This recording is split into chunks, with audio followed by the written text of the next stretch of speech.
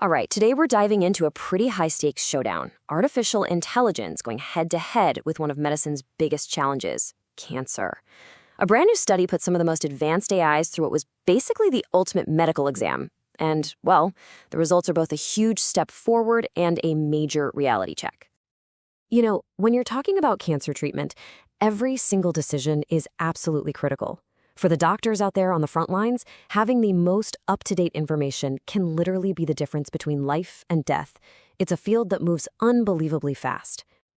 But that's the huge problem, right?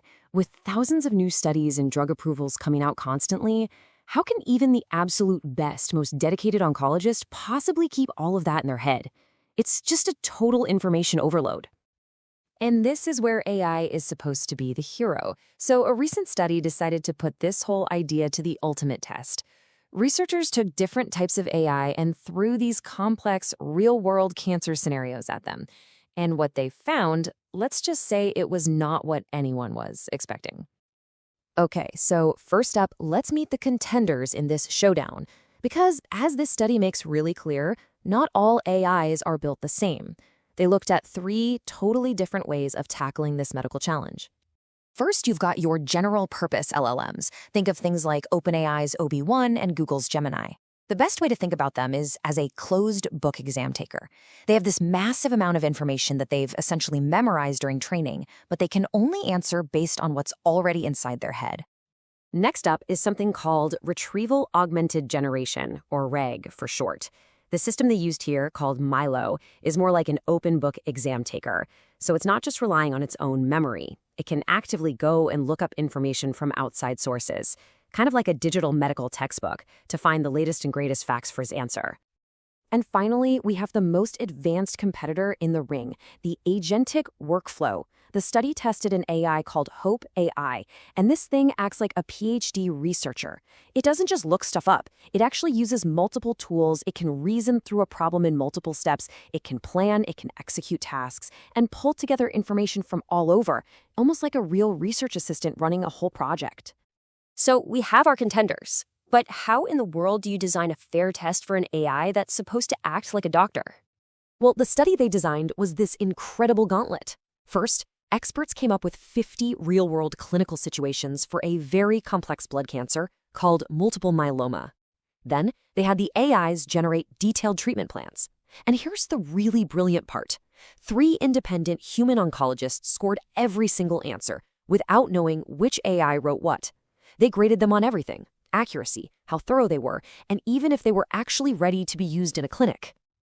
So after all that grading, the numbers came in, and the data showed a massive performance gap. There was, without a doubt, a clear winner. Let's start with accuracy, because that's what really matters. When the expert doctors rated the answers, the agentic AI, Hope AI, was judged mostly to completely accurate 82% of the time. That is a huge leap over the standard LLM and the RAG system. And that performance gap gets even widened when you look at how complete or comprehensive the answers were. The agentic AI's answers were rated mostly to completely comprehensive 74% of the time.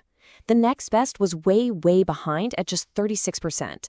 So that ability to do multi-step research really paid off. But maybe the single most telling stat is this one.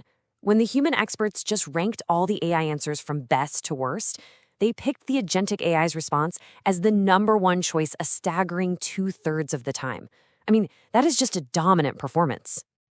So, the agentic AI crushed the exam. Case closed, right? Well, this is where the study delivers its most important lesson, the big reality check. Because it turns out winning a test isn't at all the same as being ready to treat patients. Which brings us to the biggest question of all. After a performance that impressive, is this winning AI actually ready to start treating people? And the answer, and this is really the kicker, is in this one number, 25.3%. That was the highest score any of the AIs got for being ready for clinical use without edits.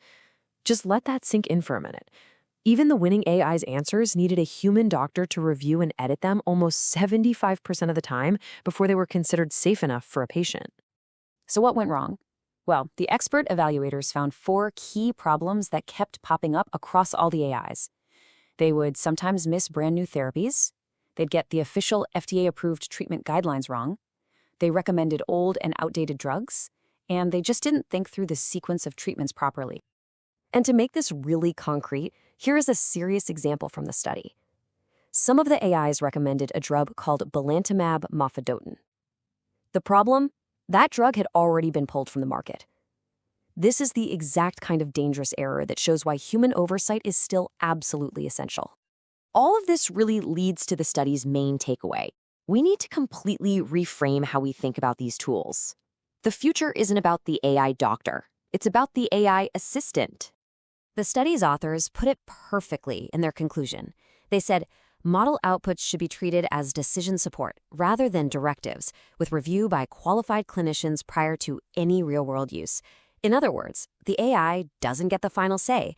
It's an incredibly powerful tool to help an expert make an even better, more informed decision. So the goal here isn't to replace doctors, it's to empower them.